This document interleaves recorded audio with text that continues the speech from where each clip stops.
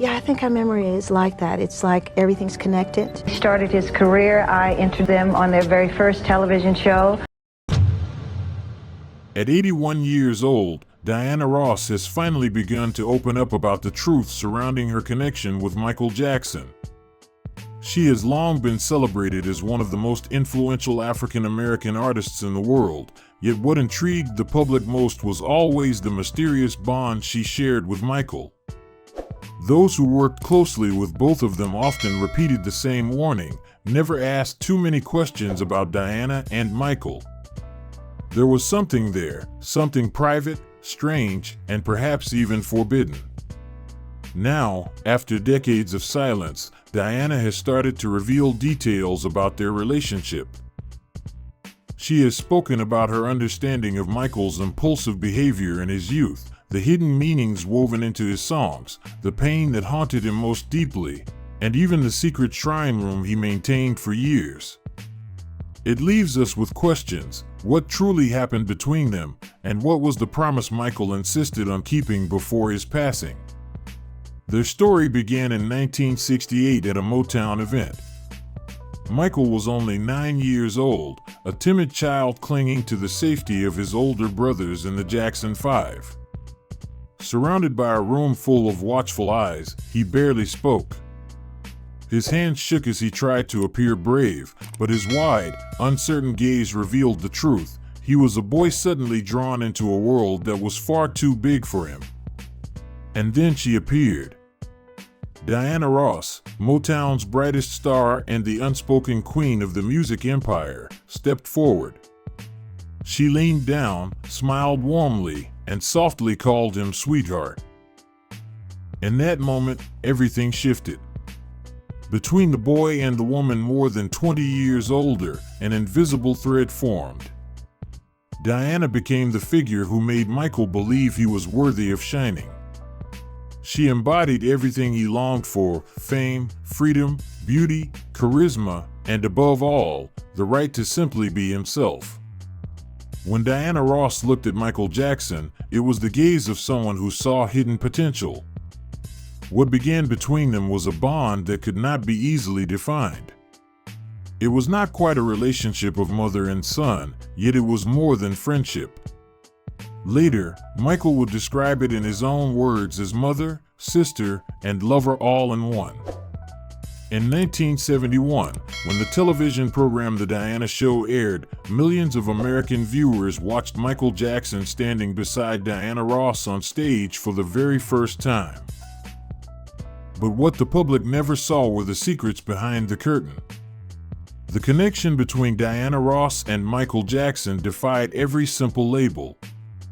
For Michael, his feelings went beyond admiration, driving him toward impulsive and shocking choices that few could predict. The press began to spin suggestive headlines, whispering about a devotion that crossed boundaries, a bond that some even hinted was a forbidden romance between two icons of music. For decades, Diana Ross witnessed everything in silence. Now, at the age of 81, as the spotlight gradually fades, she has decided to speak. Her intention is not to seek attention, but to shed light on the mysteries behind Michael Jackson's actions, so the world can understand them with the respect due to his legacy. In 1978, Hollywood was shaken by the announcement that Michael Jackson had accepted a role in The Wiz.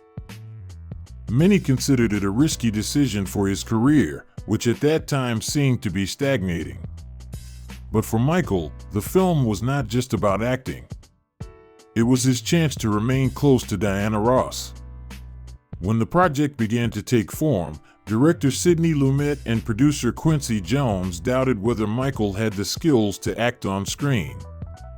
The public too reacted with skepticism, dismissing him as nothing more than the boy from the Jackson 5, not a serious actor.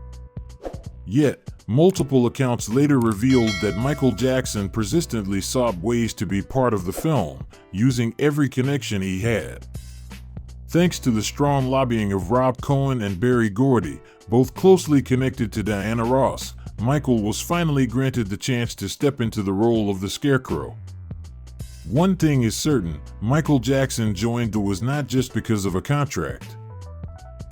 If someone had asked him why, the answer would likely have been simple, because Diana Ross was there. She played Dorothy's guide, while Michael stepped into the role of a naive scarecrow, always yearning to learn how to think. In that role, he mirrored himself in his 20s, innocent, searching, and filled with a burning love. On screen, they performed two duets together, Ease on Down the Road and Brand New Day. Their voices carried encouragement, helping each other face fear as they began their journey out of the fields. In real life, too, they were journeying side by side, through the hidden struggles of youth, through the turmoil and ambiguity that came with life in the glamorous spotlight. The film itself was later branded a cinematic disaster by the press. But for Michael, success was never the main concern. For the first time, he could sit beside Diana, share a meal without hiding from cameras, and simply be himself. Not the king of pop. Not a Motown prodigy. Just Michael, a shy young man quietly in love. Yet the story did not end there. Diana Ross would later reveal something unexpected. Throughout filming, Michael had often invited her to stay overnight at his private apartment. For a 20-year-old Michael and a Diana at the height of her fame, once his mentor and protector, such closeness was never just professional. The press never had solid proof, but rumors spread. A few reporters covering the production scribbled notes about nights when Diana never returned to her hotel. Some assistants whispered that every morning before filming, Michael would softly ask if she had slept well. No one ever confirmed what truly happened. Diana gave no explanation. Michael never spoke of it directly. But after The Wiz, he seemed different. He smiled less on stage, grew quieter in interviews, but in his eyes, something new had settled, serenity. For him, the film may have been a commercial failure, but it was also a private victory. A victory not marked by awards or headlines, but by quiet nights in a modest apartment where they were no longer stars, only two lonely souls who had found one another. But films end, and life moves on. They return to their separate worlds. Years later, in a moment no one could have predicted, Michael made a declaration that shocked everyone. In 1982, already a global star but not yet in his Thriller era, Michael gave a rare interview with Ebony magazine. At first, everything seemed light until the reporter asked who he loved most. Silence fell. Then came his answer, "It's Diana Ross. I love her." The room froze. Shock replaced admiration. Diana, the woman nearly 2 decades older, the mentor the world had always seen as his guiding sister. Then Michael laughed, trying to cover it with a joke. "I'm just kidding." The remark set off a wave of headlines. Many dismissed it as a passing statement, the fantasy of an artist who lived in his own world. But if you watch the clip again, there is something undeniable. It is the gaze of a man looking at the woman he truly loves. Diana Ross later revealed that Michael once confessed he wanted to marry her, saying that if he had the choice, he would not hesitate, needing no public approval or media acceptance. But that heartfelt confession only made Diana feel terrible. She was much older than him, and the generation gap, combined with the pressure from the entertainment industry, convinced her that such a relationship was too innocent to survive. Although Diana understood Michael's feelings, she knew reality would never allow them the ending they both wished for. At the time, Michael was just over 20, while Diana was already past 40. Hollywood would see this as unusual, even laughable. The industry was already infamous for its double standards.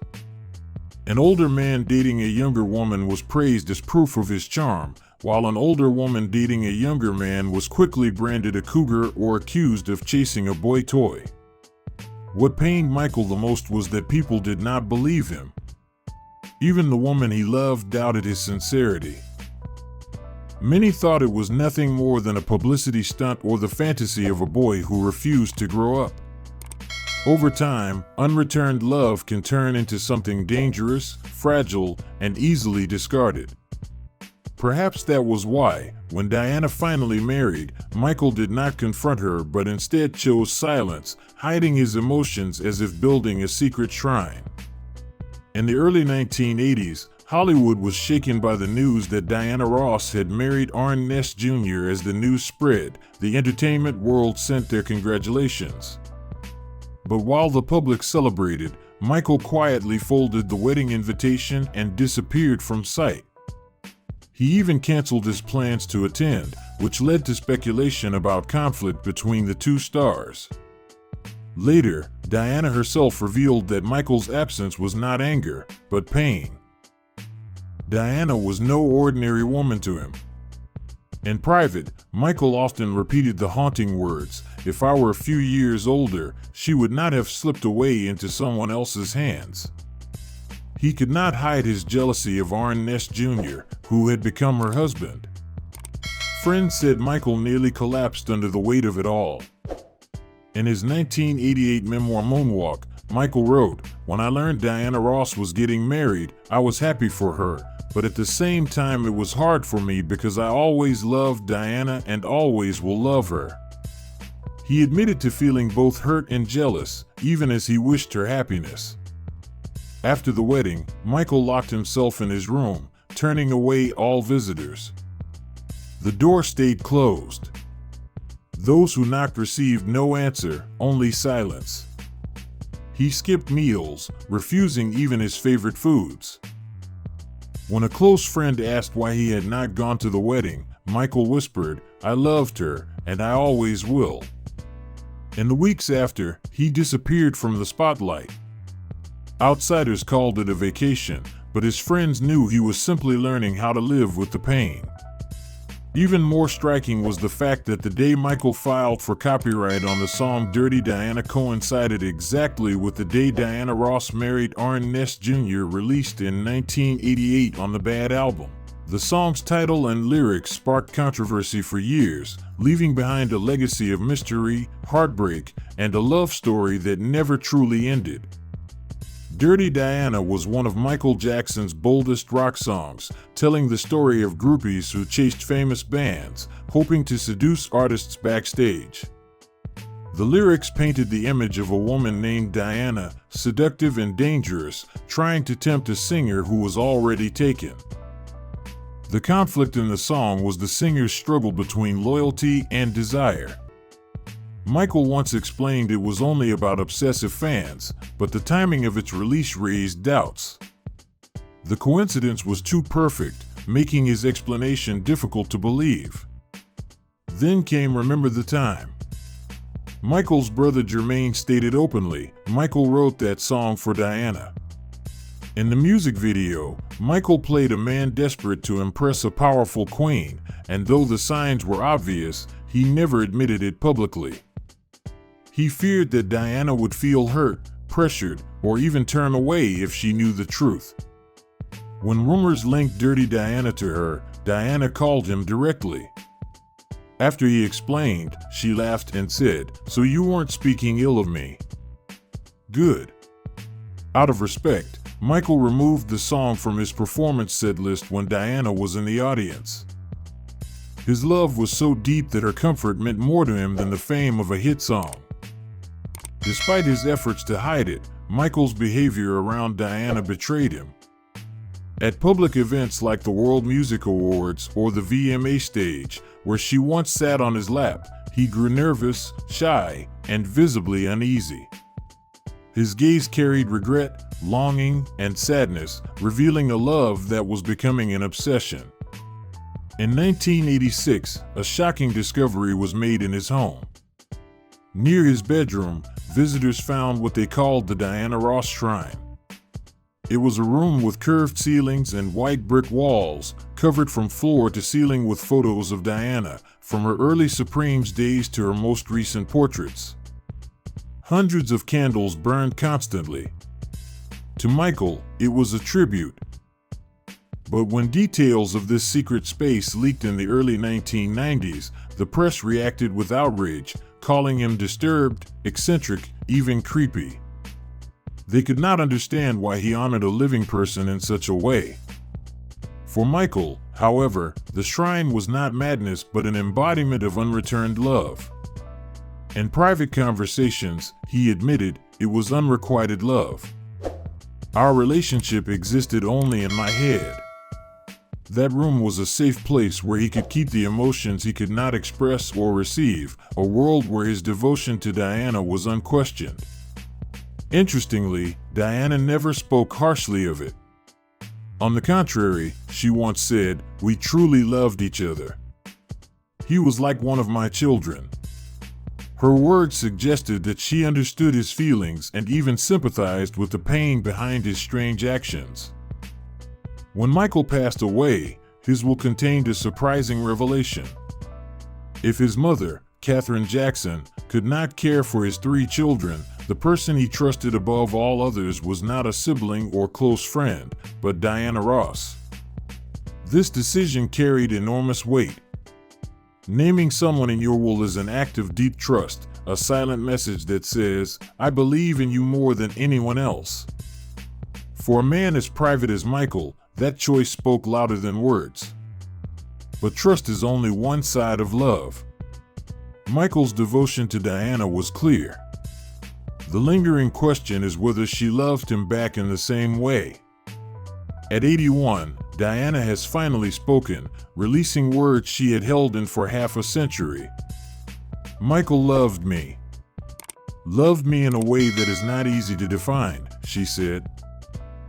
It was not a passing crush, but true love. She admitted she knew it from the start. Yet she never fully confirmed it publicly, keeping a careful distance so as not to hurt him and not to cross the fragile boundary of their bond. She reflected, "He gave me a kind of love I was not sure I could handle. Because it was serious, I did not dare break it." When asked if she loved him, she replied, "I cared for him deeply, with everything a person can give another. But to say I loved him the way he loved me, I cannot lie."